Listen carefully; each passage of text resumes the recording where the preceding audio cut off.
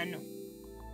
Con la sola palabra no se educa con el testimonio cotidiano de la vida. Juan Lafarga. Bienvenidos a nuestro segundo programa.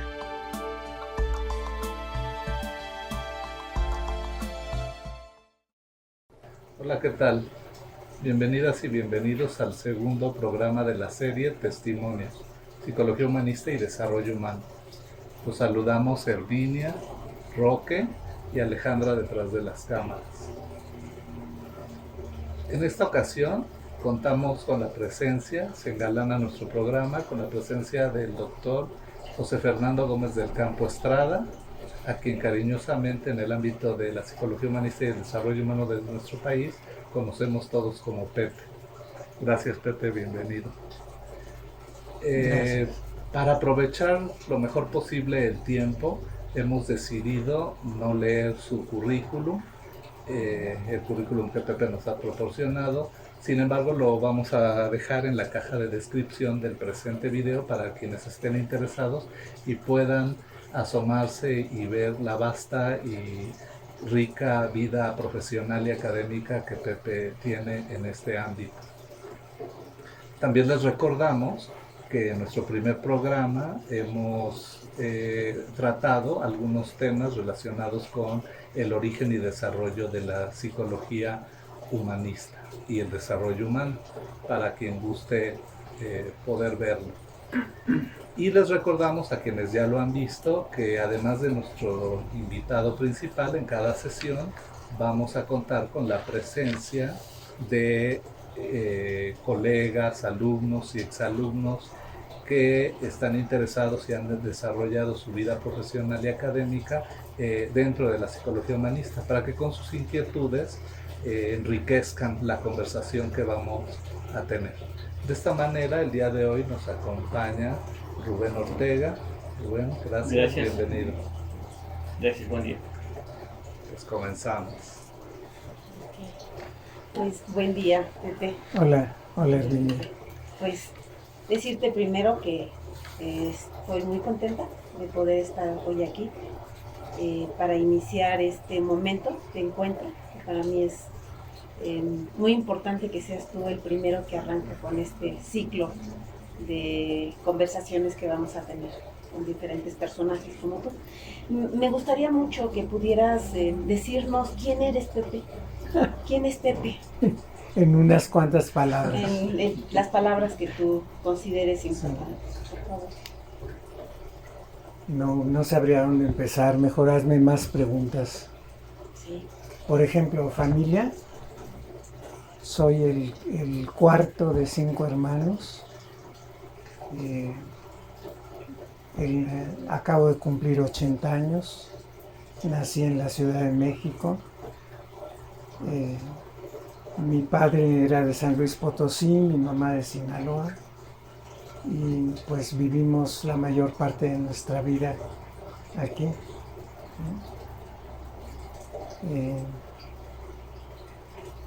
¿Qué más te puedo decir? ¿Qué más te interesa? Pues se me ocurre decirte que ahora que veo tu casa, que muchas gracias por abrirla a esto, a nosotros, tu intimidad, pues me doy cuenta de otro aspecto de ti, de el cariño a la Navidad, a las tradiciones, eso me parece, ¿no? Ay, perdón, se me fue un poco el café, no te preocupes. Sí. Y se me ocurrió preguntarte, ¿qué define a Pepe Gómez? Bueno, mucho es mis creencias, las tradiciones que yo fui asimilando en mi familia. Desde luego esta es una de las más importantes para mí. La Navidad siempre fue una fecha muy, muy especial. Y la tengo muy ligada a esos primeros años mis primeros 10 años en donde yo siento que realmente lo que son mis creencias en la actualidad se establecieron en esos primeros 10 años. Sí. Qué bien, sí, es una Eres un hombre de tradiciones, ¿no? De valores. Sí, y a la vez también pues muy, muy interesado en lo nuevo. Sí, Sí, exacto. Creo que eso te ha caracterizado también siempre tratar de estar a la vanguardia, ¿no? sí, Incluso ahora con la tecnología, como nos decía. sí, siempre he tratado como de eh, pues romper paradigmas, tener nuevas propuestas, etcétera. Sí, y creo que en muchos aspectos es parte de lo que he hecho en mi vida profesional, ¿no? Herminia, Rubén, algo que yo recuerdo mucho de Pepe cuando nos daba clases en los 90 en Iztacala, que llegaba de bien lejos, porque pues Iztacala está en Tlalnepantla y él venía desde acá de Coajimalpa, llegaba con unas carpetotas, con un montón de información, folletos, porque como que guardabas todo eso, Sí, ¿verdad? De todas las cosas que hiciste, como formar comunidades con este enfoque, ¿verdad? Pues sí, y también de la difusión misma del desarrollo humano y de la psicología humanista, para mí era importante conservar ese material como memoria histórica, ¿no? De eventos cuando se realizaron, etcétera. Porque pues a veces uno escucha cómo la gente se apropia de iniciativas pues de una manera eh, que deshonesta, ¿no? Realmente. Entonces, bueno, pues aquí está el papelito en donde consta que fue, cuando fue, por ejemplo, el primer evento de grupos que se realizó en México, etcétera, ¿no?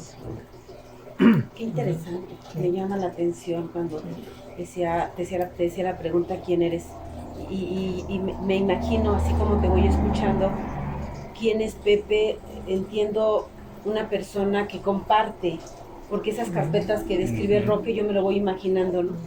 Como un alguien que tiene esa información y ese conocimiento y lo comparte, ¿no? Que no siempre eso se da. Podemos encontrar gente que sabe mucho pero lo guarda para sí mismo. Y yo escucho y me imagino cómo vas compartiendo todo esto, ¿no? Y dices que no se distorsione, aquí está la información, papelito habla, ¿no? Sí.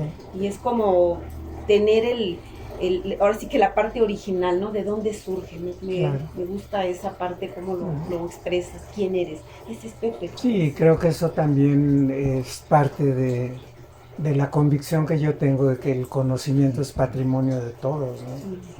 No es propiedad de nadie. Sí. Y eso se nota en las cosas que has hecho, porque yo recuerdo algo que creo que ha impactado y que ha dejado una huella muy profunda no solo entre los humanistas, sino creo que entre las profesiones en México que nos dedicamos a los humanos, es tu trabajo con comunidades, lo que hiciste en Guadalajara por tantos años. Eso, y habla de esta tendencia tuya a que las cosas sean colectivas, que sean en comunidad, ¿no? Sí, pues eso es parte de lo que más me agrada haber iniciado, ¿verdad? Como que sacar a los estudiantes a asomarse a la realidad, ¿no? Y a conocer realmente las necesidades de las grandes mayorías marginadas de nuestro país, ¿no? Desde el tiempo que estuve en el ITESO de Guadalajara, tuve la oportunidad bueno, yo realmente estuve en el ITESO del 70 al 84 y creo que es la época en la que más libertad yo he tenido para iniciar cosas, ¿no? Y en particular desde un centro universitario, ¿no? Desde una universidad, ¿sí? Sí. Y bueno, desde que me fui allá, ¿verdad? Empecé con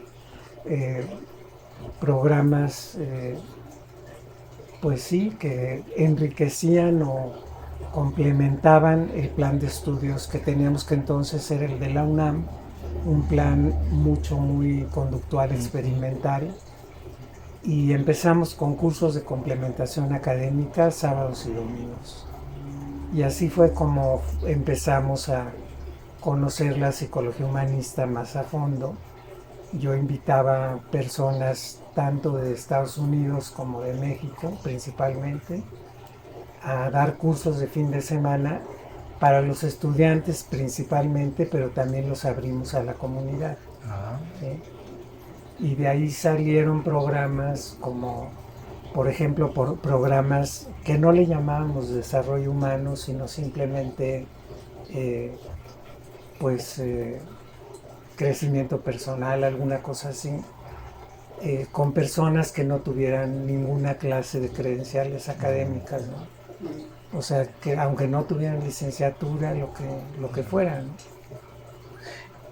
¿y eso lo hiciste intuitivamente o había algo ya que habías tú académicamente percibido que era lo correcto? No, yo creo que por una parte no me gustaba un enfoque tan cerrado de la psicología. Yo lo viví también como estudiante con el enfoque psicoanalítico, psiquiátrico, muy clínico. A todo el mundo le veíamos cara de pacientes, incluso nosotros mismos. ¿Sí? Y no me gustaba ese planteamiento. Siempre tenía yo como esa idea de que deberíamos, y fue una de las cosas que aprendí con Juan. Cuando él llegó, tuvimos apertura a muchos enfoques, no solamente al enfoque centrado en la persona y al humanismo, ¿no? Sino también estudiamos el mismo conductismo, algunos de los conductistas, digamos, como menos radicales, como Bandura, como pues Lazarus, algunos de los... sí, sobre todo los que empezaron a irse hacia lo cognitivo-conductual, ¿no? ¿Sí? Y cuando yo tuve la oportunidad, primero en el ITESO yo entré como profesor de tiempo completo, pero me dieron la oportunidad de tomar la dirección. ¿Sí? El rector de la universidad entonces era el padre Javier Scheifler, que aquí en la Ibero fue el creador de administración de empresas y de relaciones industriales. Entonces se fue de rector para allá y pues me gustó mucho la forma como me nombró de director, ¿no? Porque en primer lugar fue la pregunta que me hizo, bueno, y de los 3 candidatos, ¿tú cuál crees que es el mejor? Yo dije, pues yo creo que las otras 2 personas que están son mejores que yo, ¿verdad? Porque y le dije algunas de las cosas que podían ser como desventajas de mi parte, ¿no? Por ejemplo, soy indisciplinado, no me gusta irme siempre por el camino establecido, me gusta explorar cosas nuevas, etc. Y el día que me nombró director me dijo, he decidido correr el riesgo de nombrarte director. ¿Sí? Y entonces, bueno, pues muy en sintonía con tu forma de afrontar la vida. Sí, y me sentí increíblemente apoyado, ¿verdad? Con una libertad de veras que no la tuve en la Ibero acá. Y que definitivamente, pues sí, eso es lo que nos dio la oportunidad de crear el primer centro de crisis con estudiantes, de crear el primer centro de asistencia psicológica atendido por estudiantes. El centro de crisis, el centro de integración juvenil nos prestaba las instalaciones empezaba allí en Guadalajara para que hiciéramos de viernes a lunes ininterrumpidamente un servicio de crisis con los estudiantes. ¿Sí?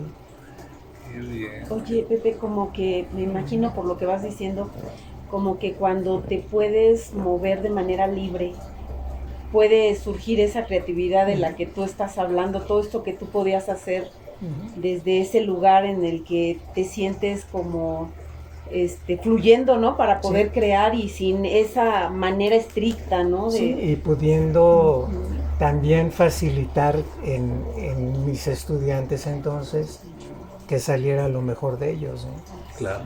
En ese tiempo, por ejemplo, Sergio Michel fue uno de los que destacó, acababa casi de terminar la carrera y le ofrecieron la dirección del SIG y entró de director al SIG.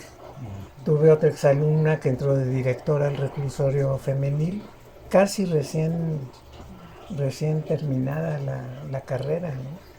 O sea, que se van colocando en puestos clave como para promover esta... Y además, bueno, como porque ya tenían herramientas para hacerlo, Claro. porque tuvieron una formación muy dentro de la misma práctica, no tanto de... Y algunos de ellos, por ejemplo, esa generación en la que estaba Sergio, todavía eran de los incorporados a la UNAM, entonces ellos tenían estos cursos de complementación académica y después hicieron internados en... Teníamos un muy buen contacto con una universidad de Estados Unidos, era el George Peabody College de Vanderbilt, y el doctor que tenía el contacto con el ITESO era el doctor Newbrook. Él fue el que me ayudó a que se fueran estudiantes a practicar allá y a pasar temporadas largas y estudiar doctorados. Y bueno, Sergio se fue a North Texas University a hacer un doctorado. Después estuvo con Alvin Marer en Canadá. Y bueno, estoy tomando un ejemplo, ¿verdad? Exacto. Otros se fueron al norte, a Tijuana, abrieron programas también con enfoques humanistas. Darío Sánchez en el CETIS en Tijuana. Alberto Odriozola, también otro egresado del ITESO. En fin, para mí esa es una de las cosas que mejor recuerdo como de impulso.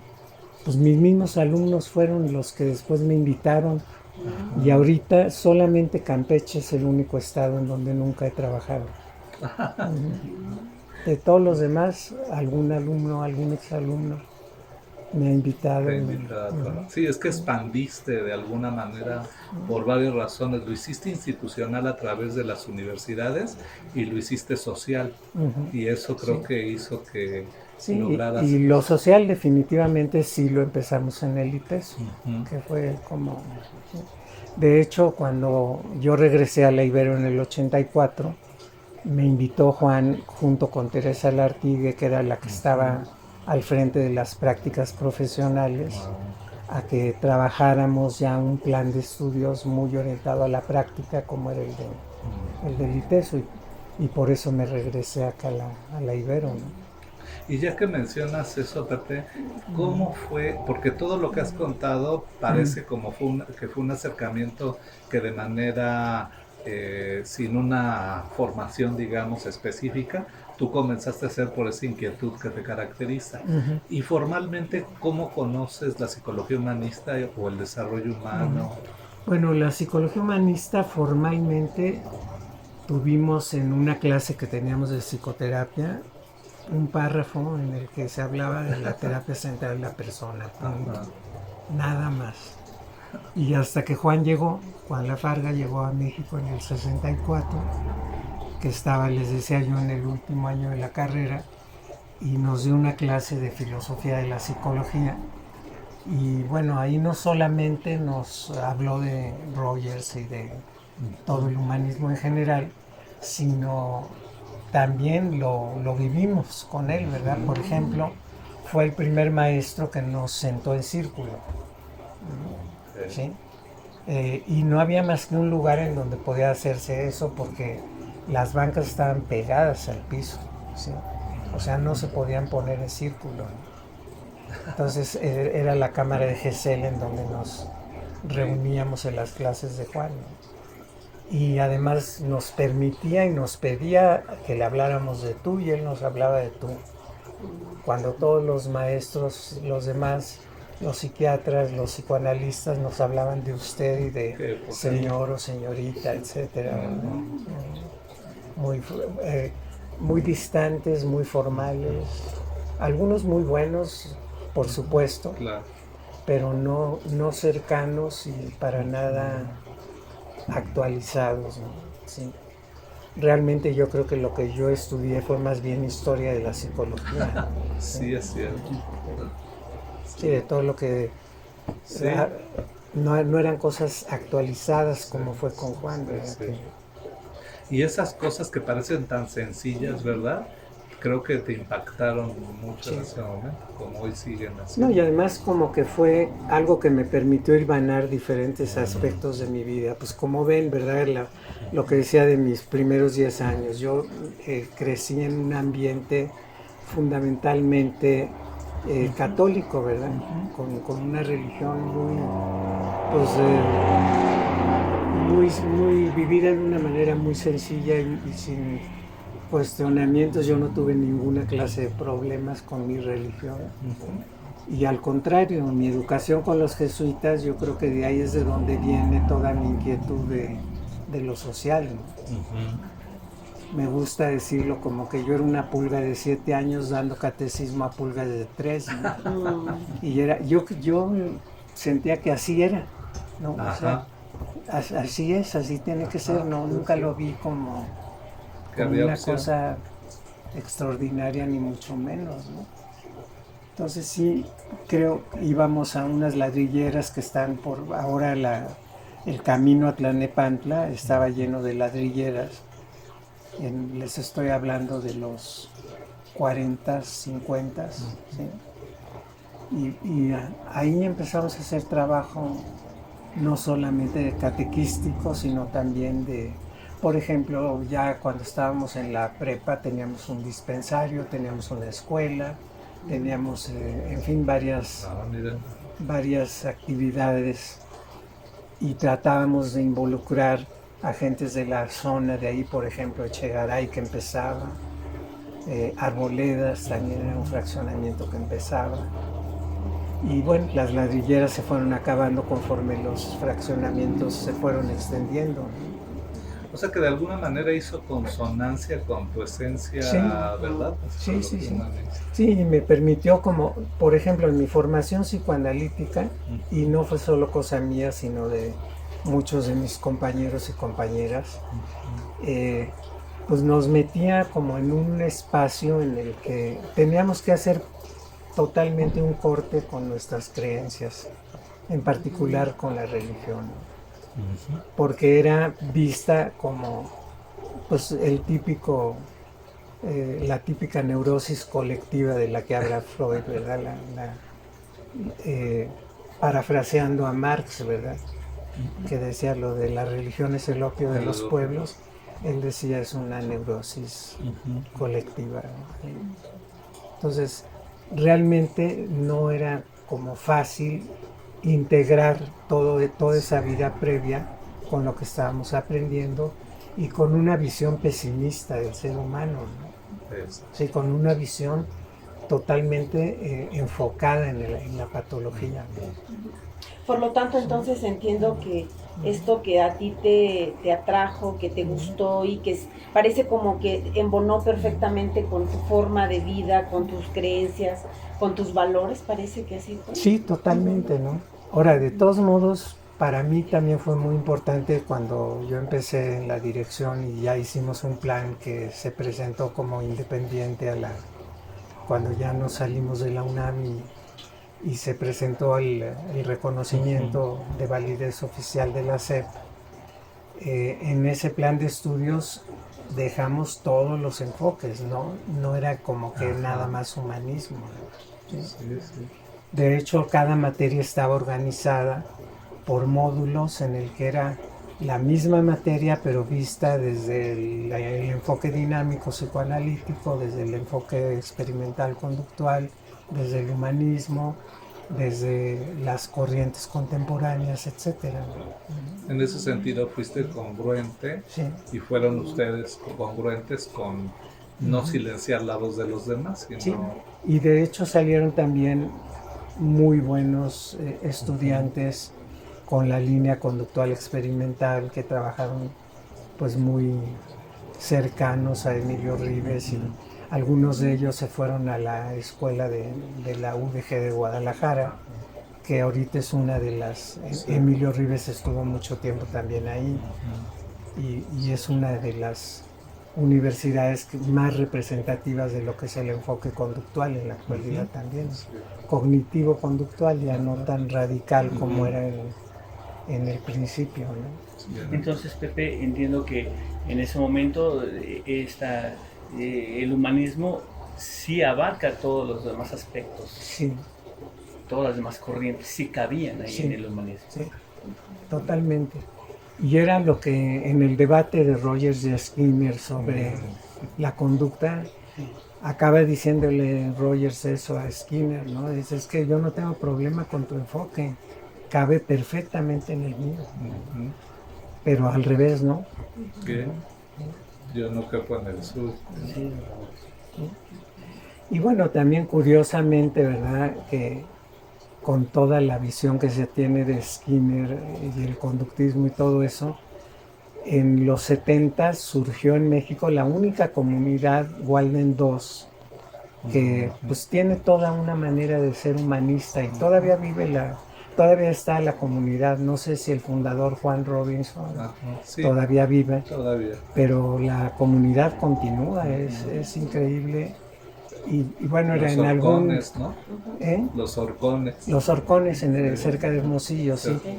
Yo coincidí con Juan en una mesa una vez en la Universidad Autónoma de Chihuahua y él decía mucho que nosotros hablábamos de teoría y él de práctica. Y yo lo que le decía, pues sí, pero tu práctica es tan humanista como lo que nosotros estamos hablando, sí. aunque no le quieras poner el Sí. nombre, ¿no? Y es sí, pues una comunidad controlada con los paradigmas del análisis experimental, Sí. pero definitivamente con esa visión humanista en cuanto a la forma de realizarla. Sí. ¿no? De hecho, su enfoque era muy personal, ¿no? Sí. Tomaban las decisiones en comunidad. Claro, ¿verdad? sí. No, bueno, cosas como, por ejemplo, una de las que más chocaron a los alumnos míos que fueron, porque varios alumnos del ITESO se fueron a pasar una temporada ahí para vivir la comunidad. Y una de las cosas que más les impactó es la ausencia de la propiedad privada. Ajá. ¿sí? Sí. Lo único tuyo era tu ropa, Sí. y tu ropa interior, ¿no? Ajá. Porque la ropa externa era un ropero al que tú ibas el día anterior a coger lo que tenías, Sí. lo que te querías poner, ¿no? ¿Sí? Sí, o sea, la ropa era colectiva. Colectiva. Sí. Las viviendas no tenían televisión particular, ni si acaso una parrillita para calentar café, pero había comedores comunes, lavadoras, etcétera, espacios de recreación comunes. ¿sí? También lo de los hijos, ¿verdad? Me acuerdo que Sí, una pareja se hacía cargo por semana. Ándale, la educación, los hijos son de toda la comunidad, no son de una familia en particular. La responsabilidad de la educación es colectiva, ¿no? Entonces era un modelo también educativo muy innovador, ¿verdad? Sí. Pero lo interesante a mí me parecía eso, ¿verdad? Como decían Sí. en la crítica hacia el humanismo y por otro lado lo estaban viviendo y modelando, ¿no? Practicando. Yo estaba en quinto semestre cuando fui a la comunidad y ellos traían aquí, los miembros de la comunidad, traían aquí en su camiseta unas hojitas donde si la comunidad les había observado que tenían una conducta que afectaba a la comunidad, ellos iban registrando. Por ejemplo, decía, la esposa de Juan Robinson decía, es que dicen que yo me justifico mucho. Y entonces ella, cuando se justificaba, sacaba y anotaba una rayita. Y en su habitación tenían hojas milimétricas donde su línea base y demás, ¿no? Sí. Pero en realidad eso era Pues sí, era... el instrumento, pero no era la esencia. No era la esencia, ciertamente. No, y ellos mismos como personas, digo. Sí. Y pues sí, realmente fue la única comunidad Walden 2 que sobrevivió. En Estados Unidos hubo varias que finalmente no prosperaron. Y estas. Yo en ese tiempo también tenía una comunidad en Guadalajara, que también ahí estaba Sergio Micheli, y después estuvo Rosario más adelante, su esposa, y sí, varios en esa comunidad que yo tuve eran estudiantes de cualquier lado, incluso había de la Autónoma de Guadalajara, de la UDG y del ITESO, O ¿verdad? sea, totalmente abierto. Sí, y teníamos también, tratamos de ser una comunidad terapéutica, pero no funcionó. Durante un tiempo tuvimos muchachos con adicciones, pero no funcionó porque pues, no había manera de poderlos estar conteniendo y atendiendo. pero sí sirvió como una comunidad de enfoque centrado en la persona, de humanismo, tratando de vivir de acuerdo a esa filosofía, ¿no? Y fíjate que ahorita que dices esto, yo otra cosa que percibo en ti, y tú me dirás si es correcta mi percepción o cercana a lo que tú vives, como que tú sueltas si algo no funciona con mucha libertad, ¿no? Si eso no funciona, no tienes empacho en Sí. seguir por otro lado. Sí, le buscamos por otro lado. No, y claro, se aprende y además también, pues si ponemos los pies más en la tierra, ¿no? Sí. Dejas que la realidad te haga. Pero sí, en esa comunidad tuvimos experiencias muy interesantes. Por ejemplo, un tiempo vivió con nosotros un taxista, un jesuita, que el rector que les platico, me dijo una vez: oye, te voy a mandar a este cuate porque anda como muy desorientado, ¿por qué no te lo llevas a tu comunidad un rato? Y el jesuita y el taxista se organizaron para poner un negocio de zapatos de fútbol. Se iban a León a comprar y dejaban el taxi, y las chicas, las mujeres que vivían en la comunidad ruleteaban. Entonces, bueno, sí, era de repente comentarios: oye, ¿ya te tocó la ruletera? Eran mis alumnas ahí. Ajá.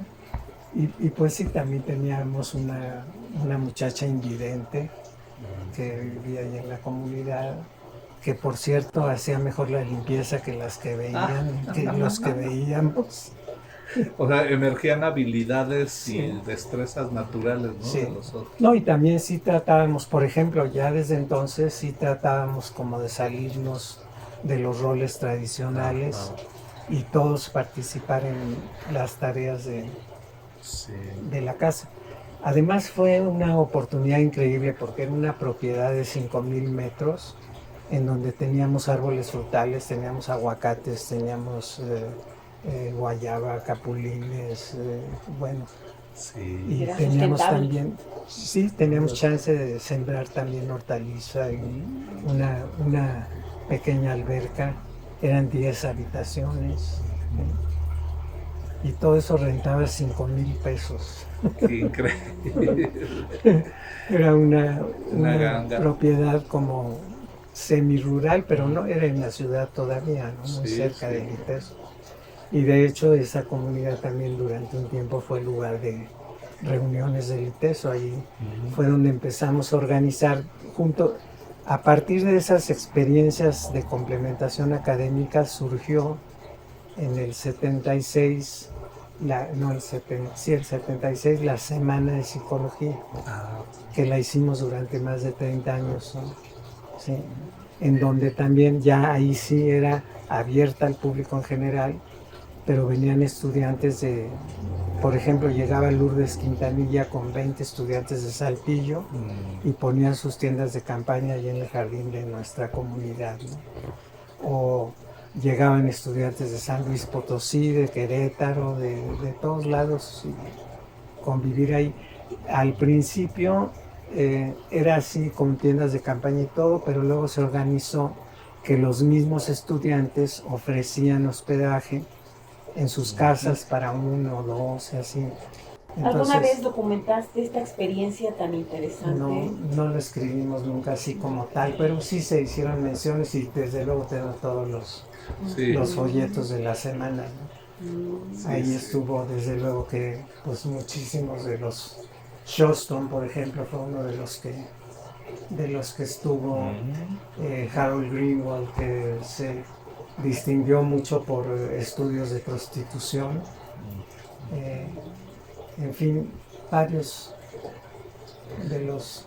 a Bandura lo invitamos una vez, pero no pudo asistir, nada más lo único que fue darnos una conferencia en otro tiempo, ¿no? Y yo recuerdo que también hacías cuotas diferenciales, ¿no? Sí, bueno, el ITESO tenía cuotas diferenciadas como en la colegiatura, no era una colegiatura única. El estudiante pagaba de acuerdo a sus posibilidades. Sí. Y las semanas de psicología también las hicimos con ese criterio.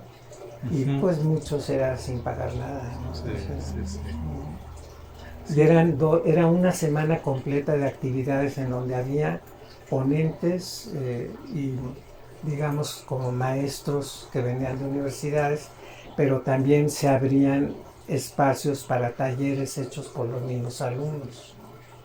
Incluía actividades no Sí. solamente de conferencias, sino de actividades prácticas. Sí, y también de los alumnos, por ejemplo. Pues, algunos Importantísimo. presentaban investigaciones y era lo que querían, otros talleres, ¿verdad? Así, ahí empezaron algunos que estaban trabajando con Héctor Curi en bioenergética, empezaron con él a facilitar talleres de terapia corporal o de, sí, enfoques corporales, ¿no? Sí, o sea, impulsando la inquietud Sí. de todos, ¿verdad? Sí. Sin dejar a nadie rezagado. Sí, y bueno, un evento muy importante que fue en Cuernavaca, en el Casino de la Selva, en el 76, fue el de la reunión anual de la Asociación de Psicología Humanista Americana. Ahí fue la primera vez que Rogers estuvo para trabajar en México, porque ya había venido parte de su libro del proceso de convertirse en persona, lo escribió en Tepoztlán. Sí. Pero oficialmente como a una actividad académica esa fue la primera, ¿no? ¿De qué año estamos hablando? 76. 76. Sí. Ahí él hizo una presentación sobre el enfoque centrado en la persona aplicado a la atención, a las tensiones intergrupales. Y nos dio el artículo, Alberto Segrera lo tradujo y se publicó en varios. Es uno de los capítulos de uno de los libros del desarrollo del potencial humano. Y en esa ocasión yo ya lo conocía, yo lo conocí en el 72, pero ahí ya nos autorizó a Juan y a mí la publicación de todos los artículos que yo había traducido y los mimeografiábamos, ¿no? Esa era, parte de las cosas que hacíamos en la comunidad era el mimeografiar las traducciones de artículos importantes de psicología humanista, ¿no? Que fue lo que después dio lugar a la colección del desarrollo del potencial humano. Es decir, ahí estaba el sustento, no nada Sí. más era algo por hacer, sino Ajá. era como toda ese marco que les permitía ir conectando su actividad. Y esa es otra cosa que los caracterizó, y ahora pienso en Juan y en ti, como esa idea siempre visionaria de fundamentarlo todo, ¿no? De no dejarse llevar por la praxis, la práctica cotidiana, sino irlo fundamentando. Y yo creo que tenía que ver con lo que tenían que luchar, que era la psicología más académica, o que se decía más enclaustrada en las universidades. Sí, ¿no? Y desde luego que había mucha literatura sobre todo eso en español, y sobre humanismo no había prácticamente nada, ¿no? Entonces, sí, digamos, pues primero fue la inquietud para mí era hacerlo para mis alumnos directamente, ¿no? Y de hecho me ayudaban ellos en pasarlos a máquina o mimeógrafo, etcétera, como pago del acompañamiento terapéutico, ¿no? O sea, Un trueque moderno y académico. Sí, que no tienes para pagarme sesiones, bueno, pues hazme este trabajo. Y, sí, teníamos un equipo muy padre y el mimeógrafo pues era una práctica muy común, ¿verdad? Era, Sí. Hasta después hubo uno de alcohol que era muy rápido, pero se borraban las copias y bueno. Entonces era un mimeógrafo ya muy, muy profesional el que teníamos. Poco a poco fueron. Y ya después los empastamos y finalmente llegó un momento en el que ya había bastante material y Juan tenía buenos contactos con Trillas.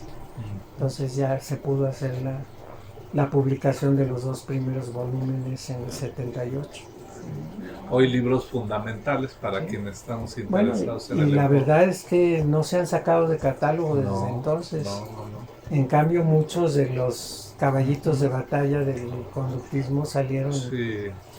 Ya ni quien los vea ni en las bibliotecas, ¿no? No. Sí, Estos sí, es cierto. siguen, llevan veintitantas reimpresiones, reediciones, en fin. Oye, Pepe, ya que estás hablando de eso y dándonos cuenta, bueno, que de alguna manera tú ibas caminando paralelamente entre lo práctico y fundamentándolo, algo que es un tema de actualidad y sobre todo en las universidades, y nosotros que estamos en la UNAM, es un tema que brota constantemente, es si hay una diferencia entre psicología humanista y desarrollo humano. ¿Cuál es tu opinión en eso? Sí, yo creo que sí hay una diferencia. Para mí el desarrollo humano es, en primer lugar, el primer programa interdisciplinario que hubo en lo académico en una universidad. O sea que ya de ahí claro, se pone aparte, ¿verdad? claro. Cuando se abrió, incluso mucha gente no entendía cómo era posible que un médico entrara a un programa, o un ingeniero todavía más, ¿verdad? Y sí, aún dentro de la misma Ibero se criticó esa visión que tuvo Juan de la interdisciplinariedad, ¿no? Y pues fue, sí, el primer programa a nivel de posgrado y luego de cualquiera que se diera. Y ciertamente pues el desarrollo humano es eso, ¿verdad? A mí me gusta mucho una de las últimas definiciones que dio Juan del desarrollo humano, que él dice: es el horizonte ético de todas las profesiones. ¿Sí? O sea, es como el desarrollo humano está en todo, está, entonces es muchísimo más amplio que la psicología humanista.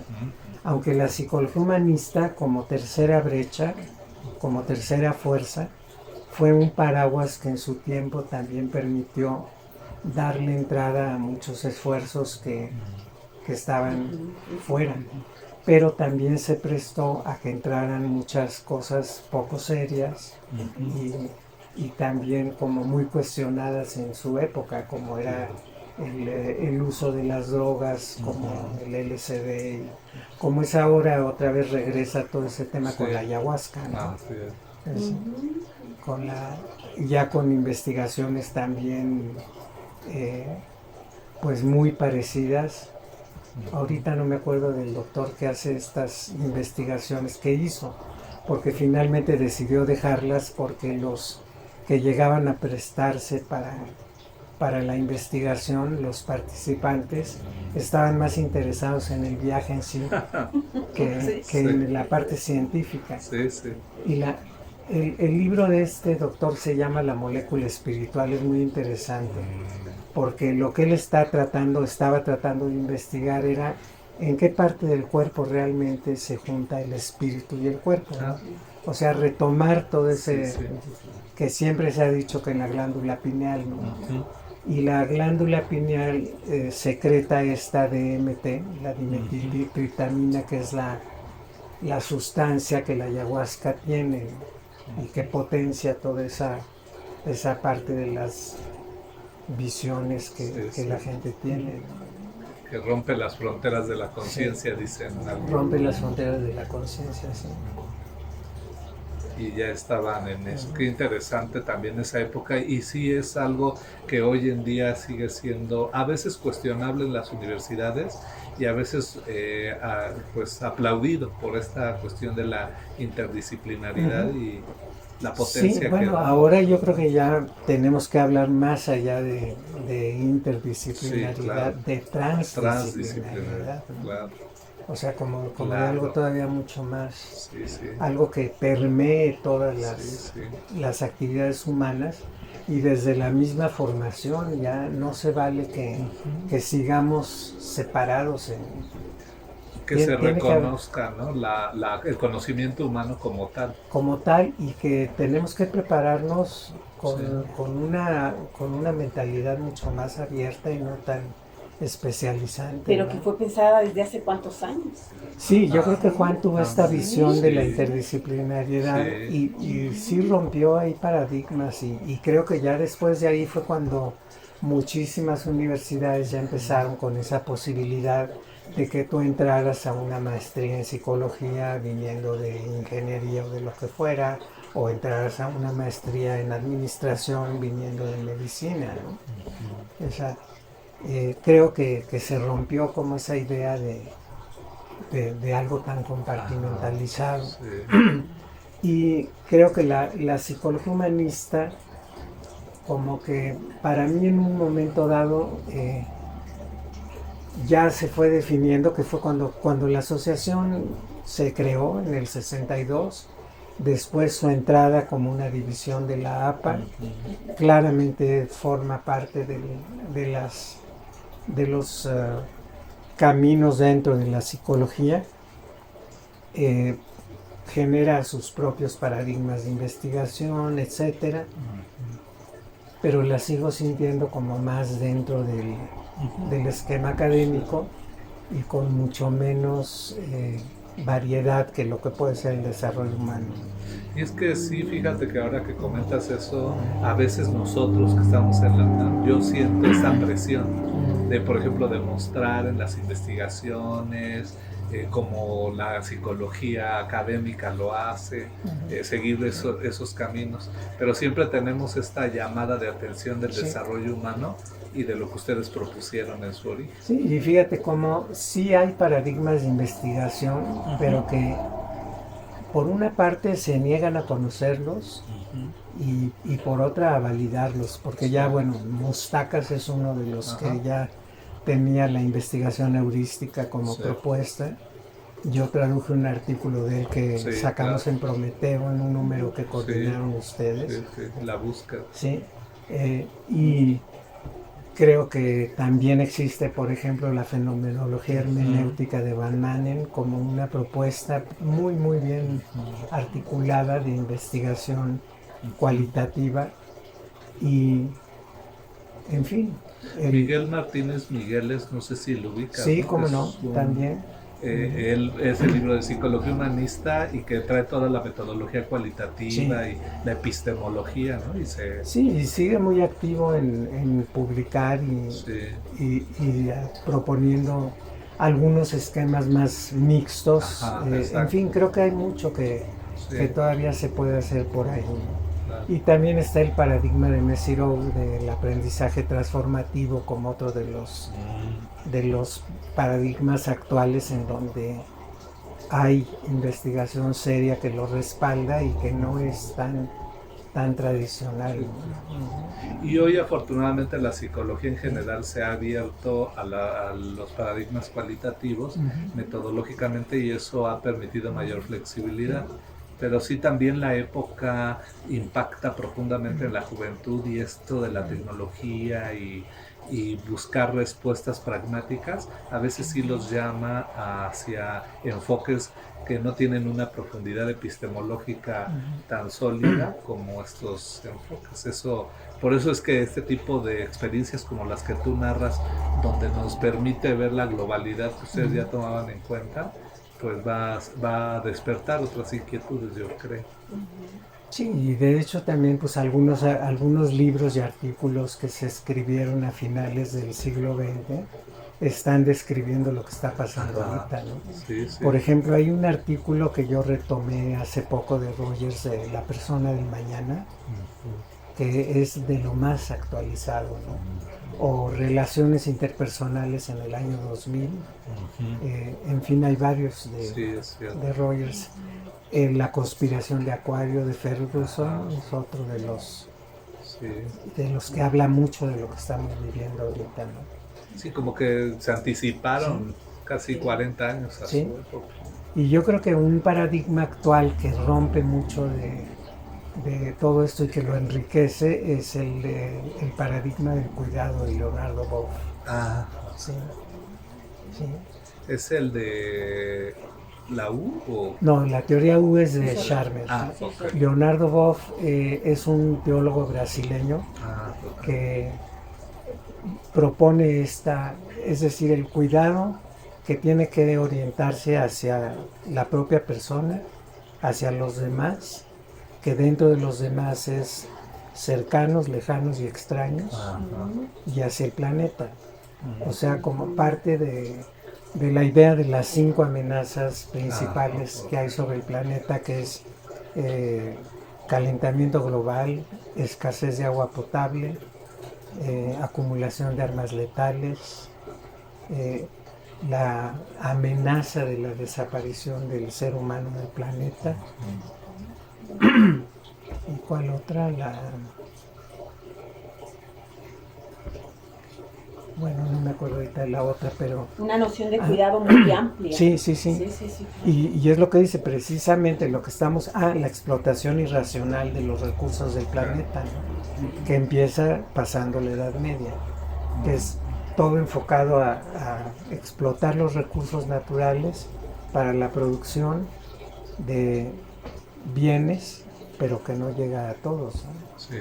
Entonces creo que hay muchas cosas que se juntan ahorita, ¿no? Y además en un escenario en el que, como decía Bauman, ¿verdad? El mundo líquido, en el que cada vez hay menos referentes sólidos para la juventud y para la gente en general, ¿no? Entonces, ¿cuál es la brújula que necesitas en este mundo líquido? Y para mí sí es, el desarrollo humano es mucho esa brújula, porque parte de la persona hacia afuera, pero la persona ya en sí misma considerada como un ser inevitablemente social. Y hablando de esos referentes, Pepe, que a mí me gusta mucho lo que estamos platicando ahora contigo, porque ya lo mencionabas, esta visión que tuvo Juan Lafarga en su momento y todo esto que tú nos vas narrando, en donde yo te veo como alguien muy activo en este proceso. ¿Quién fue Juan Lafarga? ¿Qué nos podrías decir de él y de su legado? Yo creo que Juan es definitivamente una persona clave, bueno, desde luego fundador del desarrollo humano, y no nada más del desarrollo humano, sino que él tuvo un papel muy importante en la fundación del Consejo Nacional para la Enseñanza, Investigación y Psicología, y ese organismo sirvió para unir escuelas de psicología de todo el país y tratar de mantener un cierto nivel de calidad, ¿no? Porque en los 70 se decía, psicólogos desempleados se juntan en un estado y abren una escuela de psicología. Y clases era lo que había de trabajo para los psicólogos, ¿no? Entonces proliferaron las escuelas de psicología por todos lados, y el consejo, no con una idea de control ni mucho menos, sino de unir recursos, fue desarrollándose. Juan fue muy importante, reconocido incluso por la misma UNAM muchas veces, e incluido en muchas de la Sociedad Mexicana de Psicología, por ejemplo. La revista de la sociedad la tuvo Juan en un principio, y varios de los grandes de la UNAM, como Luis Lara, Graciela Rodríguez, en fin, todos los de esa época, Víctor Alcaraz, Víctor Colotla, todos ellos hicieron un buen equipo con Juan, con esta visión de una psicología más social, más justa, más orientada hacia las necesidades de las grandes mayorías, ¿no? E integradora de todas las voces, ¿no? Sí. Que se escuchaban, ¿no? Sí, Sin descalificar ninguna. Yo creo por eso su liderazgo del que tú hablas. Sí, y eso, él nunca se involucraba en conflictos, sino más bien siempre le buscaba el cómo sí, ¿verdad? Y sí, es curioso porque decía tanto que hablan los conductistas de cosas en las que no creen, y muchos lo invitaban de sacerdote para que bautizara a sus hijos, para que casara a sus hijas, etcétera. O sea, ese estándar de lo que es la vida pública y la privada, ¿no? Una decisión, ¿verdad? Sí. Sí, como públicamente soy ateo, pero por acá bautízame a mi hijo, ¿no? Sí. Y que eso no ocurre tanto en el desarrollo humano de la psicología humanista, porque reconoce la vida personal como parte de la vida profesional están como que entrelazadas Sí, naturalmente, sí. ¿no? No, y bueno, la psicología humanista como tal, no todos reconocen la importancia de la espiritualidad, Ajá. pero definitivamente la psicología humanista sí abre la puerta para la creación de la cuarta fuerza, que es la transpersonal, ¿no? Y la quinta, que es la psicoenergética. O sea, como, pues eso también es como parte del legado de la psicología humanista. Sí, sí. Ahora, del legado de Juan, pues yo te puedo decir de las cosas en las que yo participé, el Centro de Desarrollo de la Comunidad, que fue un proyecto que ha durado más de 35 años, de formación de promotores comunitarios y de atención a necesidades de comunidades vulnerables. Está Prometeo, desde luego, la fundación de la revista Prometeo, que pues desapareció como revista impresa, pero pues vamos a sacar ahora, sacamos un número conmemorativo cuando murió Juan, y estamos por terminar ya el de Luis Mariano Aceves, con todo lo que escribieron para Prometeo, ¿no? Otro legado de Juan pues fue la fundación de ADEUM, que Gina Díaz Barreiro continúa activa, ya preparando el encuentro para junio del 22 en Puebla. Y el Instituto de Investigación, el INIT, ¿verdad? Son como de las 4 así más relevantes, pero desde luego el CENEIP es otra. El CENEIP también continúa. También Lourdes Quintanilla me estaba preguntando sobre material que se necesitaba para un homenaje que le va a hacer el CENEIP.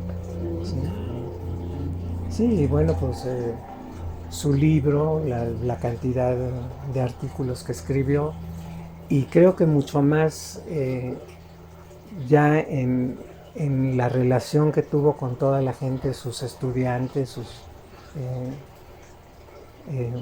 pues tesistas, en fin, tanta... Y sigue trascendiendo finalmente. Sí. Oye, Pepe, una pregunta. Para ti, Juan Lafarga, ¿qué fue para ti? Pues un amigo, mira, cuando yo lo conocí, como les digo, primero fue maestro, fue el primer rol en el que lo conocí. Pero finalmente tuvimos que complicar roles, porque después yo entré a trabajar, yo ya trabajaba cuando él llegó, yo ya era maestro de la Ibero, apenas estaba terminando la carrera y yo ya era maestro de mis compañeros de primero, así de urgidos andaban de maestros, ¿sí? Y trabajaba yo en medio tiempo en la escuela de psicología, entonces luego empecé a trabajar con Juan medio tiempo en el centro de orientación. Entonces, amigo, jefe, confesor, porque como sacerdote igual también fue una figura, un modelo de rol para nosotros, de cómo integrar todo eso ya en tu vida personal, ¿no? Y era una de las preguntas que Rogers le decía, ¿cómo le haces tú para integrar tu religión católica con la psicología, ¿no? Y en particular con esta visión humanista, ¿no? Bueno, era también supervisor y terapeuta, o sea, y así tuvimos que empezar varios de nosotros mezclando roles, ¿no? Que mucho se dice que no es deseable mezclar roles, etcétera, pero también es una oportunidad increíble de crecimiento, De conocer. y creo que de todo eso, pues la relación que permaneció durante todo el tiempo fue la de amistad, ¿verdad? Sí. Tenían como una sincronía muy particular ustedes dos para entenderse, ¿no? Sí. En todo lo que emprendían. Sí, y realmente sí, muchas de las iniciativas eran mías, pero Juan las apoyaba o las desarrollaba, o en fin, o al revés, ¿verdad? Cosas que a él se le ocurrían, no nada más yo, sino todo el equipo las llevábamos a cabo, ¿verdad? Sí, por ejemplo, el empezar a dar servicios de psicoterapia desde el centro de orientación. Lo hicimos con supervisión, grabando todas las sesiones. Yo estaba al frente del laboratorio de psicología clínica que se encargaba de grabar las sesiones de terapia de todos los estudiantes en formación y de preparar las sesiones de supervisión con las cintas, ¿no? Un modelo que ha subsistido y que además, digamos que nació con las investigaciones de Rogers para toda la psicología, ¿no? Sí, tal cual, sí. Y era basándonos, pues, no. Fíjense, yo decía, para mí, como yo veía la supervisión formado con una visión psicoanalítica, pues en realidad venía siendo la elaboración secundaria del terapeuta, lo que se llevaba a la supervisión, ¿no? Sí. No era realmente una muestra de él, ¿sí? Sino lo que yo digo que pasó. Sí. Entonces, y claro, como son expertos en invalidar la subjetividad, pues eso no es... eso sí es objetivo, porque el terapeuta es neutral y abstinente. Entonces, o sea, partiendo de esos supuestos, ¿verdad? Cuando en realidad ahí escuchabas 5 o 10 minutos de una sesión y había comentarios, etcétera, y en fin, una manera muy rica. Y así como con Juan fueron mezclándose roles, igual nosotros los primeros, yo empecé también casi luego a ser terapeuta de grupo con supervisión, ¿sí? Empecé cuando Juan tenía compromisos a suplirlo en las clases y así empezamos con... ¿Sí? Y eso, cuando a mí me preguntan ahora lo del tema de la mezcla de roles, para mí el único rol que sí creo que no es bueno mezclar es el de terapeuta y alumno. ¿Sí? Pero aún ese mismo, si se ponen claramente los riesgos y que la gente decida si lo quiere hacer o no. Ahora, claro, cuando yo fui director en psicología en la Ibero, el problema ahí era que muchos en realidad no les interesaban las clases, sino que les interesaba sacar pacientes. Claro. Y sobre pretexto de la estadística te alboroto la patología y te paso mi tarjeta, ¿no? Sí. Sí, yo me acuerdo mucho de un comentario tuyo que decías que en los 70 había quienes decían que el éxito de los talleres era que la gente saliera llorando. Sí, y decías, claro. ¿no? Los tronaban. Sí. En los intermedios nos preguntábamos los facilitadores, ¿cuántos han llorado en tu grupo? Como si fuera el indicador de éxito, ¿no? Sí, el llantómetro, ¿no? Sí. El lagrimómetro. Y eso era un poco alborotar la patología, Sí. ¿no? Que eso siempre has combatido tú, que la gente haga en esos talleres. Sí, no, y bueno, pues sí, son como pasos que hay que ir dando y que, claro, pues ya desde donde estoy ahorita veo muy diferentes las cosas, ¿no? Pero sí creo que fue muy rico el haber tenido que hacerlo de esa manera porque no lo podíamos haber hecho de otro modo. Sí. Era el origen. Sí. Y el origen así es. Sí. En todos los sentidos. Y fíjate, tú has estado hablando ahorita de la clínica, de la psicología social, ¿verdad? De la enseñanza.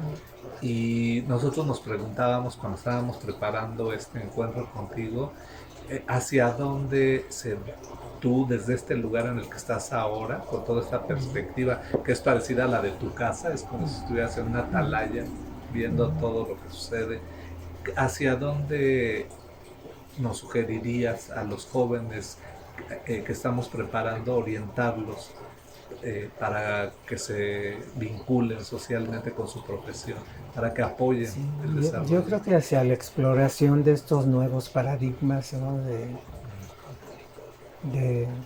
Pues sí, para mí la teoría U es uno de los que me convence totalmente como... ahora, bueno, de los estudiantes como tales, yo diría que se informen, que estudien, que que investiguen, que lean cosas actuales, ¿sí? Pero la preocupación para mí estaría más en los que diseñan los programas, ¿no? Como el de veras desaparecer ya ese tipo de formación por materia, ¿no? Yo creo que llegaríamos más lejos si nos vamos como por problemas o por, en fin, por necesidades, otro tipo de diseño curricular muy diferente al que, pues, ¿qué ha cambiado realmente en los últimos 60 años? Absolutamente, pues casi nada, ¿no? Porque incluso hasta las experiencias prácticas se ha echado reversa. Ahora con el temor de que la inseguridad y de que los alumnos tienen que tener un seguro y que cómo se va a responder a los papás si pasa algo. En fin, los tienen otra vez sobreprotegidos y como minimizando la capacidad que ellos tienen de dar respuesta a cualquier problema y a defenderse a sí mismos, ¿no? A cuidarse ellos mismos, ¿no? Y que está rebasando, si estás de acuerdo, a las universidades la propia iniciativa de ellos, ¿no? Sí, Que fundan grupos, sociedades, resuelven problemas de otras formas.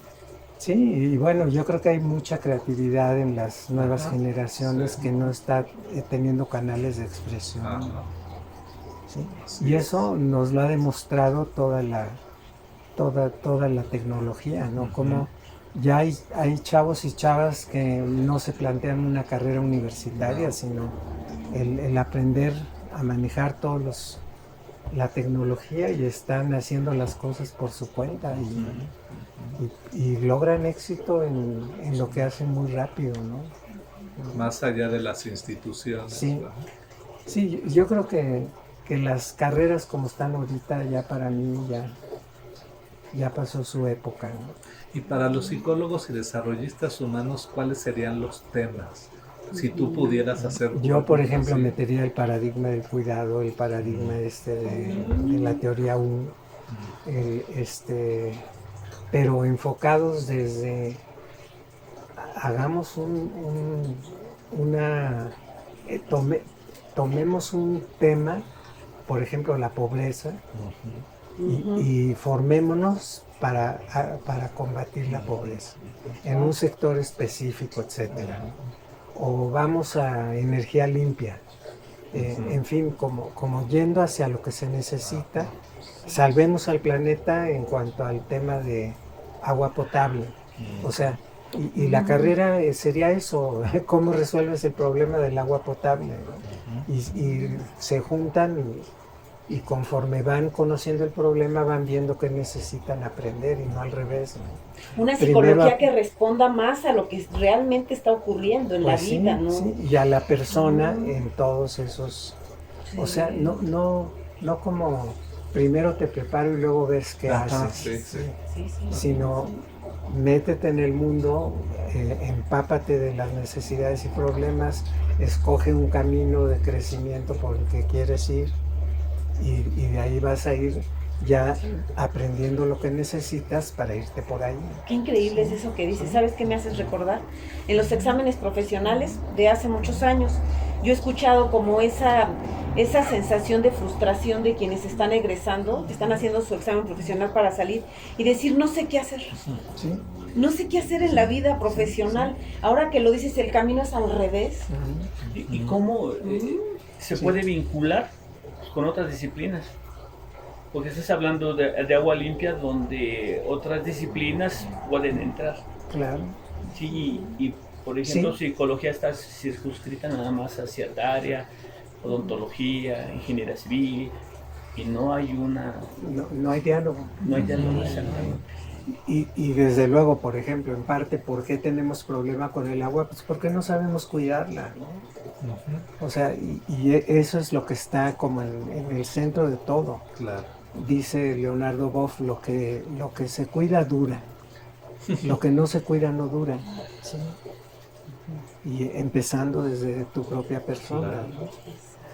Y no un autocuidado egocéntrico, No, no, sino un autocuidado entendiéndote tú como parte sí, claro. de ese, o sea, es una visión sistémica Sí, muy, muy interesante, ¿no? Y bueno, también, fíjense, no sé, seguramente han hecho ese ejercicio de la rueda de la vida, ¿no? De que tanto cuidas tu área espiritual, sí. material, Sí, etcétera, sí. etcétera. No hay un eje que diga lo ecológico. No, No tenemos en la conciencia no lo hago. la importancia de estar inmersos en esta totalidad que es el planeta, ¿no? Que eso sería la conciencia global, ¿no? Sí, la conciencia. Donde tú eres un elemento Sí. de la totalidad. Eres la Y totalidad. cómo esa parte no está contemplada en la formación de los profesionales, más que de los que van específicamente por esa área, ¿no? Y sí, creo que hay nuevas licenciaturas, como por ejemplo, la Ibero tiene una en desarrollo sustentable que está muy padre, Ujú. pero también es el tema ese de materias, Sí. ¿no? Sí, sí. No nos atrevemos a dar el paso definitivo, Sí. porque también en la UNAM, ahora que te escucho, oigo algunos currículums de nuevas carreras que tienen esa idea, pero que cuando la plasman ya en el currículum, otra vez, como dices tú, la estructura vuelve a ser la convencional. Yo creo que la que más se acercó en algún momento a esto fue la UAM, pero ¿verdad? con la formación Sí. por módulos y todo eso, Ajá. pero también ahí muchos de los docentes no entienden el sentido de la formación modular. Sí. Entonces tampoco, pero por ahí va más Sí. que por el esquema tradicional de las... Sí, en Iztacalapa Y- sucedió lo mismo. Y para mí desde luego que también otro de los temas es lo de poder abrir oportunidades de formación para gente que no tenga ninguna clase de papeles. Ujú. O sea, los diplomados originalmente en la UAM se iniciaron para eso, para que gente que no tuviera escolaridad tuviera chance, como son los community Es college cierto. en Estados Unidos. ¿Sí? Es cierto. Entonces, ¿por qué otra vez regresamos a que los diplomados requieren licenciaturas? Sí, es verdad. En el CDC sí hicimos nuestro diplomado sin ninguna clase de requisitos, ¿no? Y lo avaló la Ibero. Sí. Yo creo que nunca tuvieron mucha conciencia de que estaban avalando algo así, pero de hecho mucha gente tiene su diploma de la Ibero Sí. y no tiene secundaria, ¿verdad? Sí, me consta los testimonios de la gente Sí. que ha estado en estos Sí. diplomados, claro.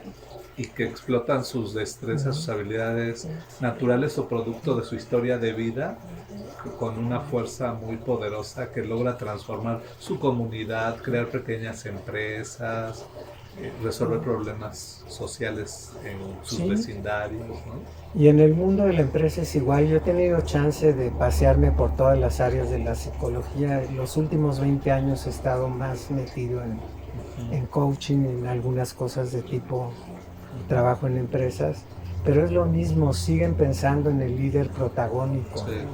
No se atreven a dar el paso hacia el liderazgo como función del grupo, no como centrado en una persona, en el líder carismático, protagónico, centralista, etcétera, ¿no? Sino en que el liderazgo es su función de grupo y como tal el grupo reparte las responsabilidades del liderazgo, ¿no? Sí, sí. Sí hay algunos líderes que están emergiendo que son de este tipo que yo me imagino, ¿no? De gente que sabe delegar, que sabe Ujú. poner a la luz a los colaboradores que están sabiendo hacer cosas, etcétera, ¿no? Sí. Pero sí, Todavía nos gana a veces el ego, ¿no? sí. eh, O la desconfianza, Ajá. que es lo que yo creo que está en el fondo, como si yo no lo hago, no lo van a saber Sí. hacer bien. Sí, sí. Si no lo vigilo yo, lo superviso. Sí.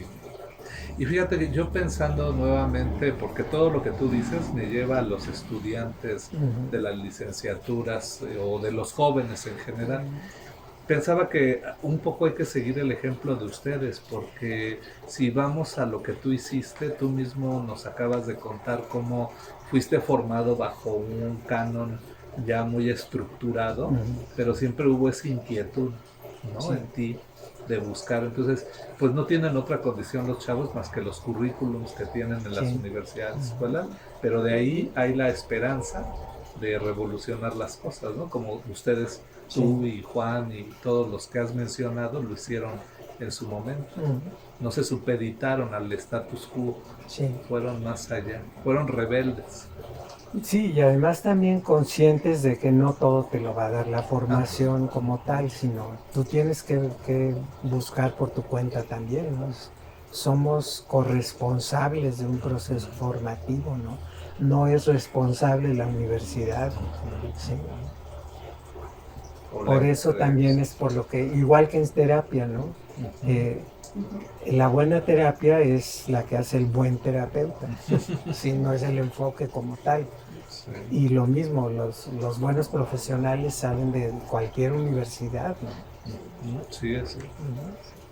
No necesariamente. Y claro, bueno, habrá algunos que si dices tú es que aquí los programas son muy inestructurados o lo que sea, o les falta esto, les falta el otro. Pero qué curioso que todas las universidades pueden tener sus buenos egresados, ¿no? Sí. Y qué curioso que todas las terapias dan buenos resultados, igual que malos, ¿no?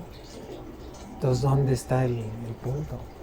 Oye, Pepe, ¿y será que, bueno, a ver, yo tengo esta percepción, tú, Pepe Gómez, cuando ya te sientes cómodo en una faceta, como que te criticas o criticas eso y te mueves, ¿verdad? Sí. Tengo la impresión de que por eso has abarcado todas las áreas. Sí, yo no me quedo mucho tiempo en algo y bueno, también sí creo que sigo comentando mi trabajo con colegas, ¿no? O sea, como de algún modo sigo. Bueno, para mí la fuente principal de crecimiento siempre ha sido la docencia. Sí, ya llevo 60 años en esta actividad y creo que eso es lo que más actualizado me mantiene, porque, por ejemplo, dicen, es que ahora la brecha generacional y no sé qué tanto, como siempre se habla, pues para nosotros que estamos en la academia, de algún modo la brecha generacional no existe porque estamos actualizándonos, estamos conociendo, sí, y sabemos muchos lenguajes, ¿verdad? De cómo hablan los jóvenes, ¿no? Desde los de cómo estuvo la fiesta, pues X, ¿verdad? Hasta los de ay güey, ¿verdad? Sí. O los antros. Sí, lo de los antros. Sí, es decir, estamos con esa oportunidad de estar jóvenes con ellos, ¿no?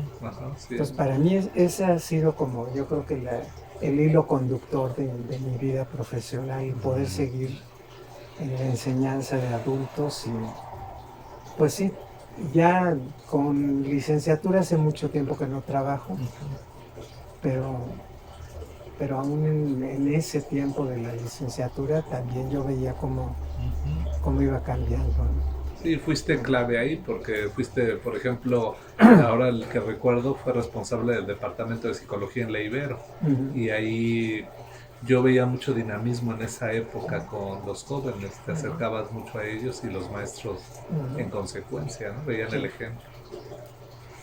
Sí, aunque ya cuando yo regresé a la Ibero ya era una Ibero muy grande, ¿no? Ya no era. Cuando yo me fui, la Escuela de Psicología de la Ibero tenía 200 alumnos. Cuando regresé eran más de 1000. Sí. Creció mucho. El bono poblacional famoso. Sí. Fíjate que cuando yo te escucho a mí me generas como mucha energía y como mucho movimiento, en el sentido de lo que decía Roque, a este tiempo de experiencia y demás, como una persona muy inquieta, como no me quedo doy esta clase y me quedo con esta clase por años, sino es siempre el movimiento. Incluso hablas de posibilidades de abrir estos campos, ¿no? Del desarrollo humano desde diferentes perspectivas, ¿no? Como otras aportaciones de otros enfoques. Nos mencionabas a Leonardo Boff, que me llevo, me llevo para explorar, porque me generaste como mucha inquietud. Parece que sí, ¿verdad? Como que quedarnos nada más en lo que hemos aprendido, es el gran problema de las materias, ¿no? De los temas acartonados y solamente son... Entonces ahorita yo me quedo con eso, como esa posibilidad de explorar y de buscar otras maneras de entrarle a estos temas vigentes, ¿no? Lo que estamos viviendo simplemente ahora con la pandemia. Sí. ¿No? Es un gran tema para nosotros que viene y nos cambia radicalmente. Lo que decías hace rato, ¿no? El tema no solamente lo emocional y esto que muchas veces abordamos desde la psicología, lo espiritual simplemente. Cómo nos vino a modificar nuestra manera de ver la vida, nuestra existencia, ¿no? Sí. Oye, Pepe, y también, ¿cómo ha respondido la psicología humanista a estos cambios sociales que se han venido dando, terribles, no sé, cuestiones naturales como por ejemplo el sismo del 85? ¿Cómo salió a ayudar? ¿Cómo en esta oportunidad que se ha tenido también con la pandemia?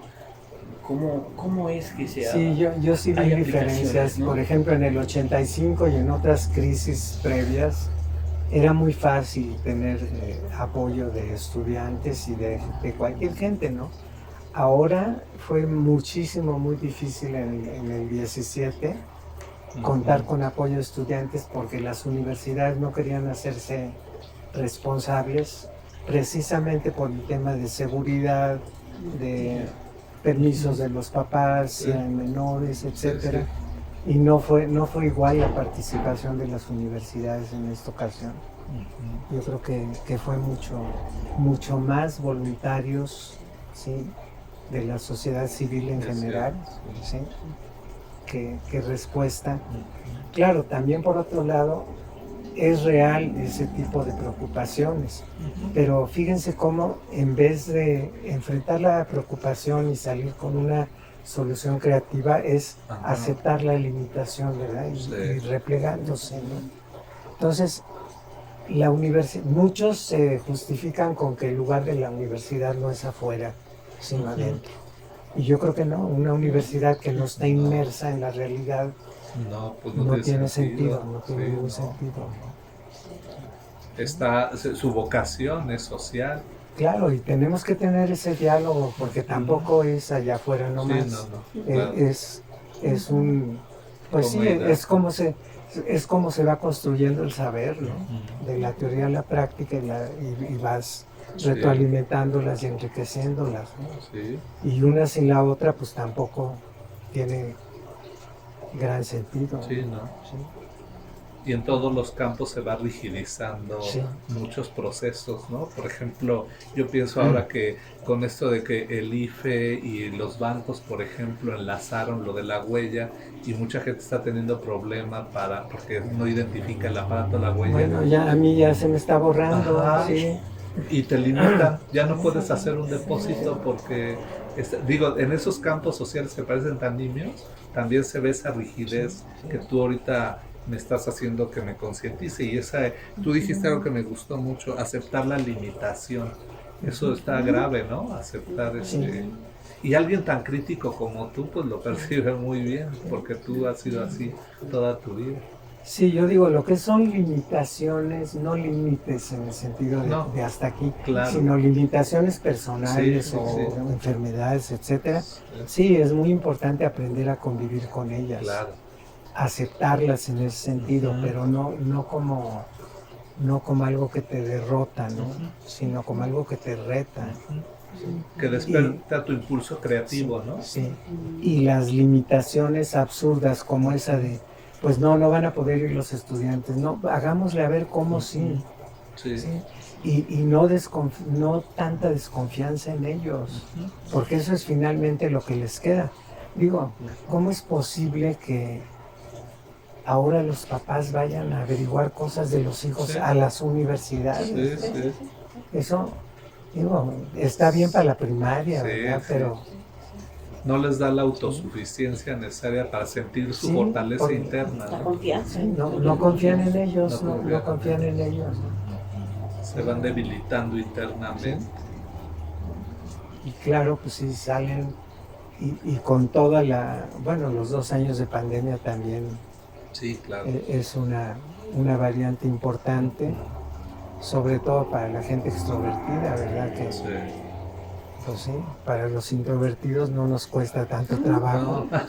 Estamos como peces en el pero sí, agua. la gente extrovertida, pues claro que ya llega un momento en que le da claustrofobia. Sí, sí. exacto. Sí, comienzan a salir sus peores momentos. Oye, Pepe, fíjate, cuando yo oí a Herminia con lo que dice que se queda y yo pensando en todo lo que tú estás platicando y todas las cosas que me despiertas, y supongo que Rubén y Alejandra, que está ahí detrás de la cámara y que está bien jovencita, también le pegan, yo me preguntaba, ¿cuál consideras tú que es tu legado? Porque para nosotros nos queda claro cuál es el tuyo en nosotros, ¿no? A mí me queda claro, yo oigo a Herminia y lo identifico, pero tú, ¿o cómo te gustaría trascender? Pues mira, yo creo que a través de la docencia lo que me han retroalimentado y creo que sí es algo importante es lo que yo he hecho para que la persona recupere o se acerque o tenga conciencia de su poder personal, de su propio valer, de esto de la confianza, confiar en el otro, ¿no? ¿Sí? Sí, Sí, es la... Y así como en términos de alguna, pues una obra o algo así se pudiera decir, pues para mí las contribuciones al desarrollo humano comunitario creo que es en donde más le he puesto, ¿no? Y en los, pues todo lo que he podido vivir a través de la docencia, ¿no?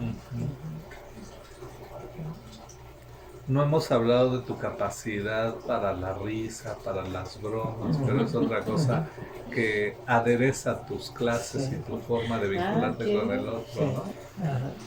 Yo digo que eso es algo, esa frescura y esa naturalidad que impulsa a que uno se sienta relajado contigo, eso en mí ha pesado positivamente mucho. Sí, yo creo que es algo que me era muy fácil de niño, ¿verdad? O sea, creo que es la parte de niño que todavía queda de mí y que la pude volver a recuperar. Porque es cierto que sí hay años en los que, en los que sobre todo ya en principios de la vida profesional, o lo que sea, ¿no? De la carrera. Te pusiste serio un poco, ¿no? Sí, sí, yo creo que en esa época de, no, y aunque no, nunca totalmente, ¿verdad? Pero sí es, pues simplemente trato de ser yo, ¿verdad? Yo creo que es como lo puedo poner más, de darme chance de ser yo y no actuar de acuerdo a las expectativas de los demás, ¿no? Y si estás contento, se te nota, y si estás enojado, se te nota, y si estás preocupado, se te nota, Sí. y eso Sí. también. Sí, y poner mi distancia cuando la necesite y todo, ¿no? Sí, pues esta parte del legado, yo creo que... Yo ayer le comentaba a Alejandra una broma que me acuerdo mucho que le hiciste a Gaby Delgado en la maestría, que te pusiste una mano aquí en el estómago y que parecía que la tenía fracturada. Y cuando lo saludan, que les dijo, no, salúdame, sí puedo saludar. Era una mano artificial. Y se pegó un susto tremendo, porque se quedaron con la mano. Sí, a Gaby también le hice otra que estaba yo conectando la computadora y hago como que... Sí. Y se la creía así enganchada. Sí, y esas cosas que parecen pues, de la vida, que son de la vida cotidiana, vincula también, que expresan la esencia de la persona. Pepe, pues no sé, a mí me parece que una cosa que aquí se nos ha quedado es esto está dedicado a todo el mundo, ¿no? Pero los jóvenes son la inquietud. Así nació para Herminia y para mí este proyecto. Uno, en lo que tú acabas de decir hace rato, cómo acercarles la psicología humanista y el desarrollo humano de una manera amable y además colectiva, libre, en la que puedan ver lo que hay, y por otro lado que se den cuenta de que hay mucho trabajo hecho. ¿Cuál sería tu mensaje? ¿Qué te gustaría decirles a estas nuevas generaciones? Pues mira, yo creo que ahorita mucho de lo que quiero y queremos decir está en el manifiesto del desarrollo humano. Como esta es una declaración, digamos, de principios y de postura que yo sí me la apropio, ¿verdad? Como algo de lo que quiero transmitir, ¿verdad? ¿Sí? Todos estamos en manos de todos, es como la frase que resaltamos del manifiesto, ¿no? Esta conciencia de interdependencia, de sistema global, ¿verdad? Y todo lo que eso implica, las personas en el centro, ¿sí? El derecho a una vida digna, a una vida basada en la justicia, ¿sí? Sí, no sé, todo principios básicos, ¿verdad? Sí, de la convivencia entre los seres humanos. Sí. ¿Cómo nace esta idea del manifiesto? Pues yo esa es una idea que la traigo desde hace mucho tiempo y que creo que la fui contagiando con el grupo Conecta, que es con el que yo me empecé a sentir más cómodo en este tiempo de la pandemia. Y empezamos a platicar, les platiqué los manifiestos humanistas 1 y 2, el primero que salió más o menos en los años 20 y el segundo poquito después de la fundación de la Asociación de Psicología Humanista. Y yo comentaba pues quiénes somos en el desarrollo humano, qué es lo que queremos, a dónde vamos, cuáles son nuestros propósitos, ¿no? Y fuimos empezando ahí a pelotear ideas. Ricardo hizo una redacción, Luis Rey de Torreón hizo otra, y finalmente Luis Mariano nos hizo ya el texto que fue el que quedó, ¿sí? Y bueno, lo empezamos a difundir y ya se han recolectado bastantes firmas, pero ahorita ya estamos pues como en la etapa de ver todo eso, ponerlo en acciones concretas. Sí. Y la inquietud ahorita va más por el lado de como tratar de inquietar a la gente para la participación ciudadana. ¿Sí? No necesariamente dentro de la política partidista, pero sí la política a partir de la participación como tal, ¿no? Lo que es un ciudadano. Sí. Participación ciudadana. Sí. Y ahorita andamos en eso, tratando de ver si es a través de un diplomado, si es a través de más sesiones como las que tuvimos, en fin. De campañas masivas. Sí. Y sí parece que la Ibero de Torreón ahorita es el espacio en donde podemos, estamos interesados en plantear un diplomado, pero que nada más el primer módulo sea estructurado y todo lo demás invitarlos a co-crearlo en este tema de la participación ciudadana, ¿no? O sea, ¿cómo le hacemos para hacernos presentes en 2024 como ciudadanos? Y sin que sea desde la tribuna de un partido, porque ninguno de los partidos tiene la respuesta del desarrollo humano, ¿no? ¿Sí?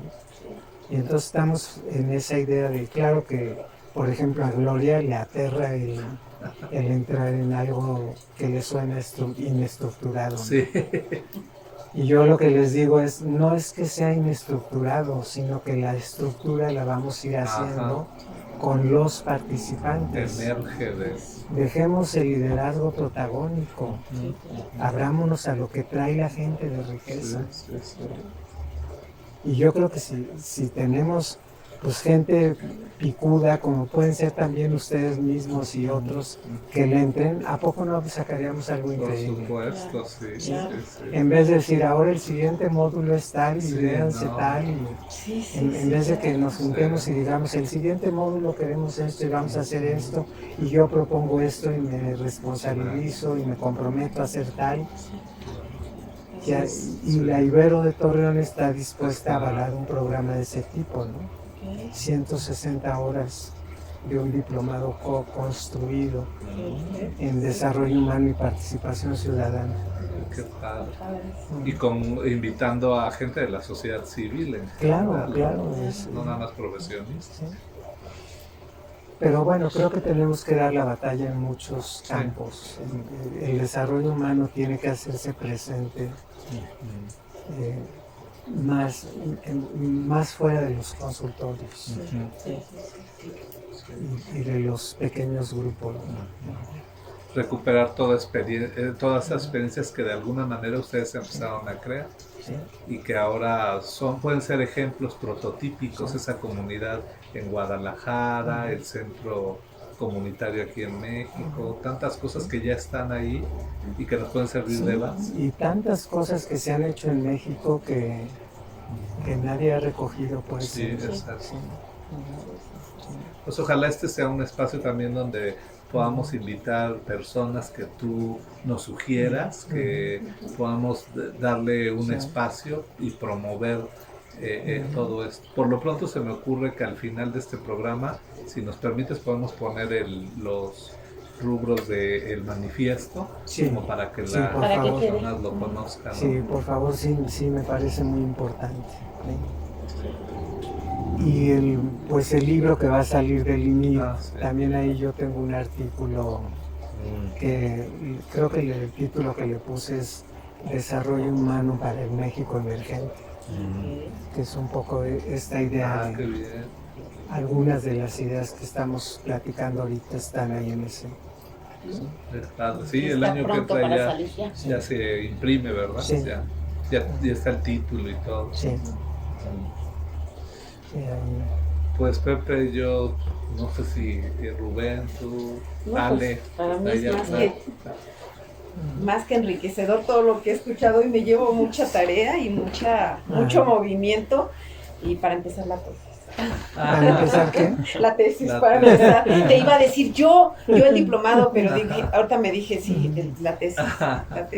Ya te llevas una grabación con la Sí, voz. claro, y la voy a traer todo el tiempo. Interpela. Estoy trabajando en ello, sí, por supuesto, nada más que necesito tener ya algo más concreto. Gracias, muchas gracias. Mil gracias, Pepe, De fue verdad. un placer, un honor. Muchas gracias a ustedes, padrísimo. Gracias. Yo me llevo una agradable sensación de escucharte, de recordar los cursos que en algunos momentos hemos estado, y me diste mucha luz también para seguir algunos proyectos. Te lo agradezco mucho. Gracias. Pues muchas gracias, Pepe. Pues sí. Gracias. Creo que finalizamos. El equipo de testimonios te agradecemos por ver este segundo programa. Puedes dejarnos tus comentarios y cuéntanos a quién te gustaría que invitáramos en siguientes episodios. Si te gusta el contenido de este canal, no olvides suscribirte y activar la campana de notificaciones para que YouTube te avise cada que subamos nuevo video. Nos vemos en el siguiente programa.